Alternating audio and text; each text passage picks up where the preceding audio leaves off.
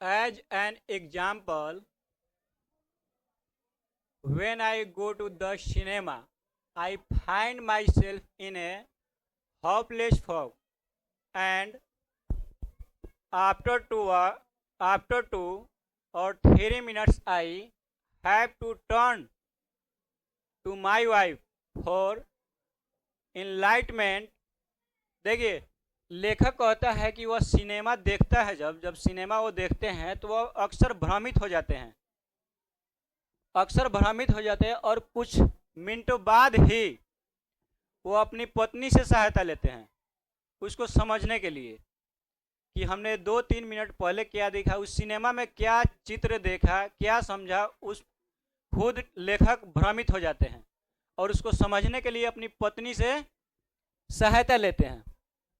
देखिए, सी whispers back, no, there are 3 girls in this film: a tall blonde, a short blonde, and a medium-sized brunette called the ABC.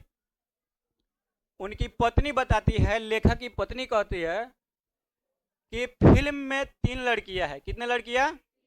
3 लड़कियां, 2 सुनहरे बालों वाली और 1 काले बालों वाली। देखिए, 2 सुनहरे बालों वाली और 1 काले बालों वाली, और उन्हें दर्शाया गया है ए, बी और सी करके। 3, कितने लड़की है? 3। He is going to fall in love with girls B, C, A in that order, and so it proved to be. There you have a mind which has trained itself to work in high gear, though as a matter of fact it can work in other gears just as well.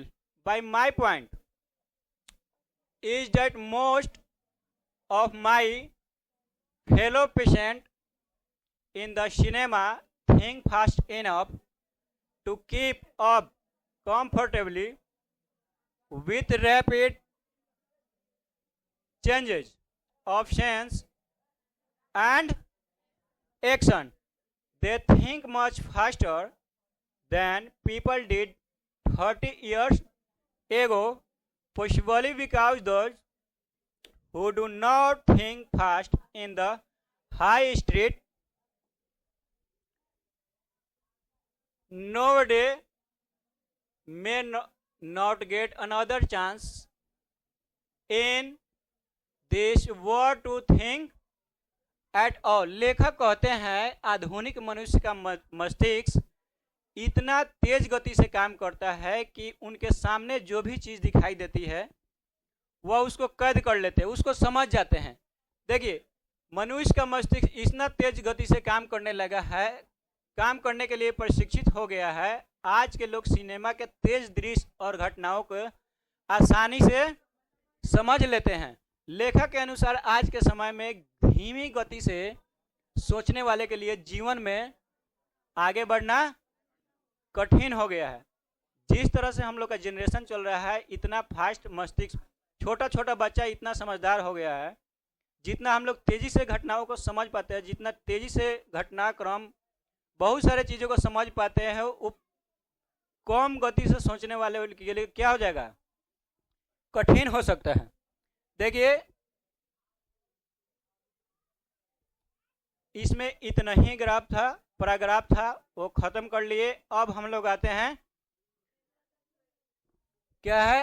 Answer the following question briefly. निम्नलिखित प्रश्नों के संक्षिप्त उत्तर दे। संक्षिप्त मतलब short तरीका से, छोटा। देखिए, फर्स्ट क्वेश्चन है,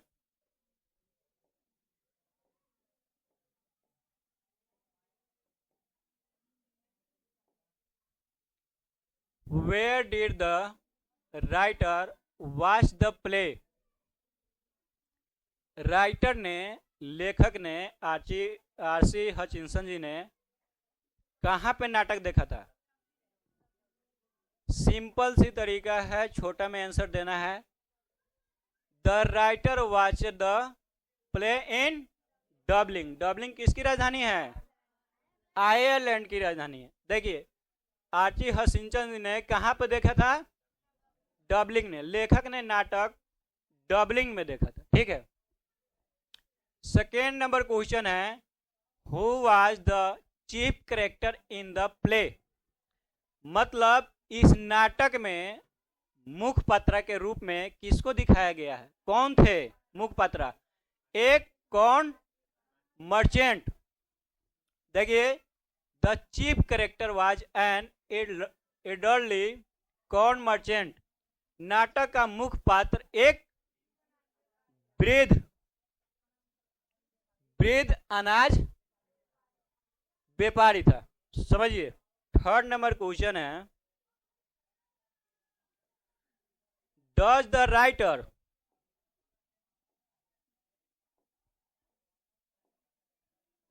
the writer dislike rapid movement in every field. Archie Hutchinson ji कहते हैं कि लेखक को, क्वेश्चन के अनुसार लेखक को क्या तेज गति हर एक फील्ड में, हर एक क्षेत्र में तेज गति पसंद था? सॉरी, नापसंद था? ऐसा तो है नहीं। वो तो कहते थे कि तेज गति से चलने के लिए गाड़ी में बैठना हमको पसंद है जब हम ड्राइव न कर रहे हो तब। वही बात है। No, the writer does not dislike rapid movement in every field. नहीं, लेखक हर क्षेत्र में गति को नापसंद नहीं करता है। Next question, in which situation does the writer find himself in the cinema. लेखक ने सिनेमा में मतलब कहाँ पे तेजी गति से सोचने वालों के बीच पाता है? कहाँ पे लेखक किस क्षेत्र, मतलब किस जगह पे तेज गति से सोचने वाला पाता है? खुद को कहाँ पाता है? देखिए लेखक ही find himself among people who think very fast. लेखक सिनेमा में स्वयं को, खुद को तेज गति से, तेजी से सोचने वाले लोगों के बीच पाता है। थर्ड नंबर क्वेश्चन है, सॉरी 5 नंबर क्वेश्चन है, how does the writer classify himself as a thinker. लेखक स्वयं को कैसा सोचने वाला व्यक्ति में पाता है, या तेज कि स्लो? देखिए he classifies himself as a slow thinker.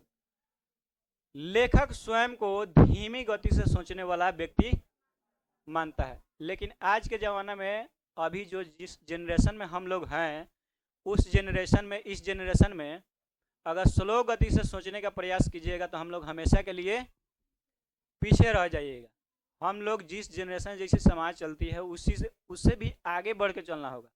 जितना आप तेज सोच रहे हैं, जितना आपके दिमाग में चल रहा है, उतना ही तेज आप चलने का प्रयास कीजिए, स्लो नहीं। इतना इस क्वेश्चन में शॉर्ट क्वेश्चन समाप्त हुआ लेसन में। इसको आप लोग नोट कर लेंगे पीछे से।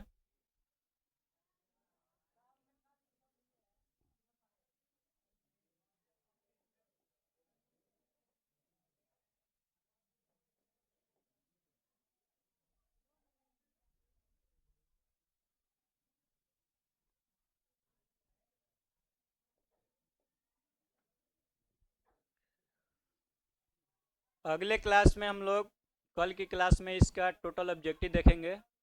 ठीक है।